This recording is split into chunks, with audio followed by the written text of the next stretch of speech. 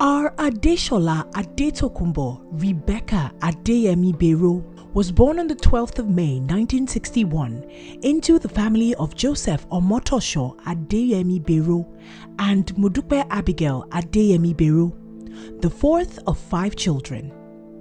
Adeshola's early years were in the family homes on Simpson Street, Ebute Metta, followed by Ibikule Street, Yaba, and lastly, the famous Adeyemi-Bero residence at 7 Owe Street, Igbobi, Yaba, which became home through her childhood into late adolescence years.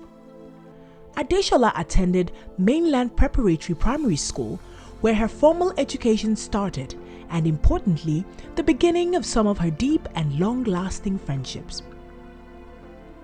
Then to Queen's College, Yaba, Lagos, and the emergence of Shola Bero, as she was popularly called by all. Shola Bero was very popular, liked by all, or should I say most, across the juniors and seniors levels at QC. Always full of life and adventures, a beautiful and lively young lady, a shining star. A young lady who balanced education demands and the social requirements of a teenager as she deemed important. She saw educational pursuit and progress as necessary to get her through class 1 to 5 whilst at QC, and the building of friendships and social relationships as the platform for life. She grew her network of friends across gender. Expanding and deepening her social circle continued to be her core pursuit. Shola Bero left a memorable impact on those who came across her in her secondary school years and left indelible moments with her friends. Adeshola's name went through many variants in the tour of her lifetime, as you will see in the course of this biography. Without an iota of doubt, she was clearly the most famous of the Adeyemi-Bero siblings, as she had a bit of all of us and also her parents, Joseph Omotosho and Abigail Modupe. By June 1977, J.O., the alias we fondly called our dad, shipped Shawls, aka Asholibi, off to the UK for her A-levels at Greylands College, Bembridge, Isle of Wight. Asholibi had thoughts of studying architecture post A-levels as she continued to grow new and deepen existing friendships while she enjoyed living in London. J.O. always had the softest spot for his youngest daughter, saw the potential in his smart and expressive daughter, and they jointly chose an undergraduate course in economics at the Kingston Polytechnic, Kingston upon Thames, and relocated to a new life in Surbiton, Surrey. Into the early 1980s, Asholibi continued building new friendships and relationships in the suburbs outside London, developing more intellectual and research-based interests. Here was Asholibi, thriving in the intellectual field, but still with a dominant underlying extrovert. That was the evolution of her unique trait that honed into her niche throughout her professional career.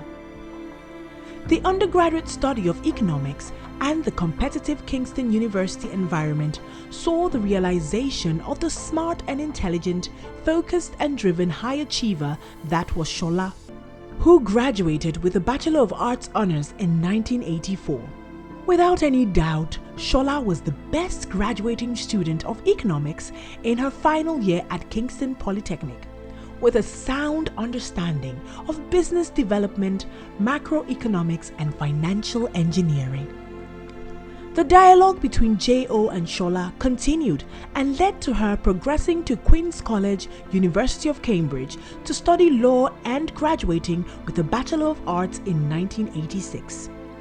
Imagine the combination of economics and law in one person.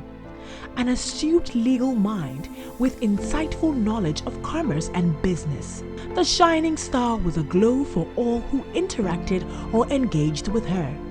Shola Adeyemi-Bero returned home in 1986 to the Nigerian Law School and followed by NYSC and early stints with the Ministry of Justice, Directorate of Civil Justice Litigation and Directorate of Law Reforms between 1987 and 1988.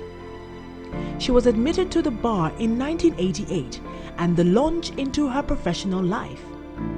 Her network of friends multiplied and relationships that she would hold for the rest of her life were being deepened.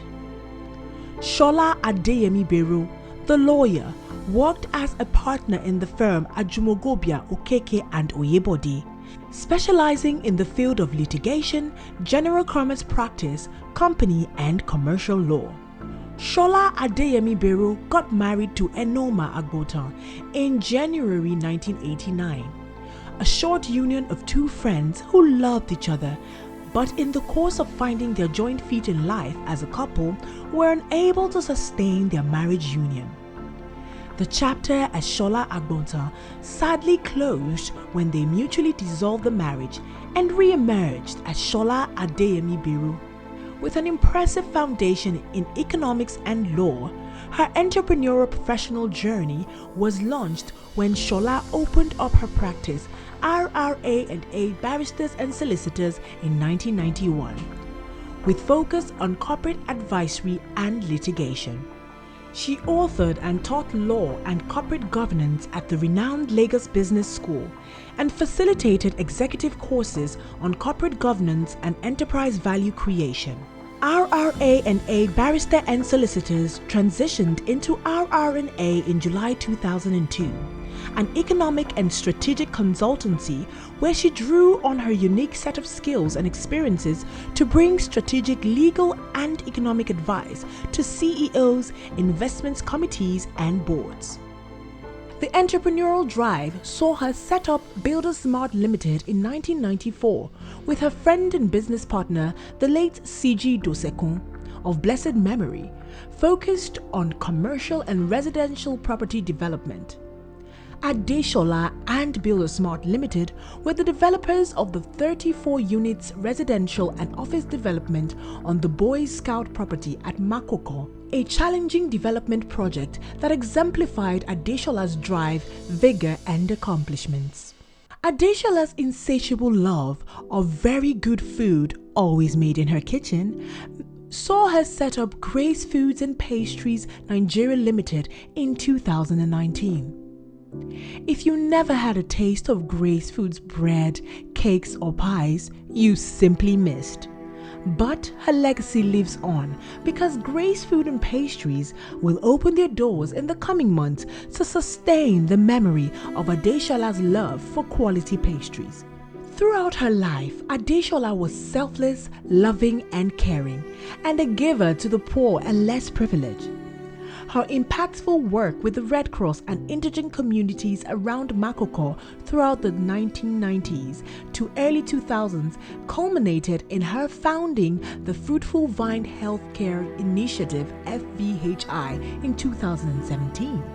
A public healthcare, maternal and childcare, pediatric nutrition, and pediatric audiology unit. FVHI was the only completely free healthcare clinic on the Lagos Island inner city, Isaleko. And together, Adeshola and her network of friends and family made significant contributions to the primary health care of the poor in this part of Lagos and sometimes beyond.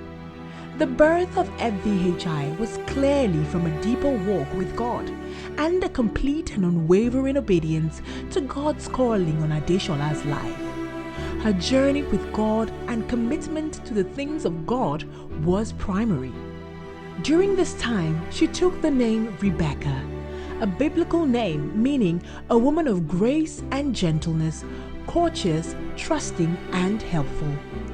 Rebecca also means to bind or tie, and she clearly lived the meaning of the name in the Adeyemi-Bero and Greater Odubanjo family, where she was seen as the glue that held her siblings, the nieces and nephews and cousins together. Rebecca Adeshola Adeyemi-Bero, her walk with and work for God, and a life of impact. I've always supported initiatives like this, and in particular the Red Cross Motherless Baby Home, and I've been doing that for several years. And they wanted at some point to have a small clinic cleaned up for them. And I thought, okay, I can do that, because I was actually at the time building across the road. I had a major development going on. I thought, why not? So I sent, workers there, and they thought, no, this is really bad. You know what I mean? You're either going to do something good or not at all. The roof is leaking, and I've been supporting them for like 20 years of my life. I saw the building and I thought, okay, why don't we rebuild this and build you a proper clinic for the motherless children? And we could actually open it up to the Makoko neighborhood. So I said, okay, let's build an efficient framework where I can then move away, but have a very efficient back office, so that we're not going to be faced with a situation where we build a clinic that shuts down. So I haven't done two in the course of 2 years, and I thought, why don't I put structure around this? Why don't I set up my own primary health center? And in the 2 years, I was doing so much research.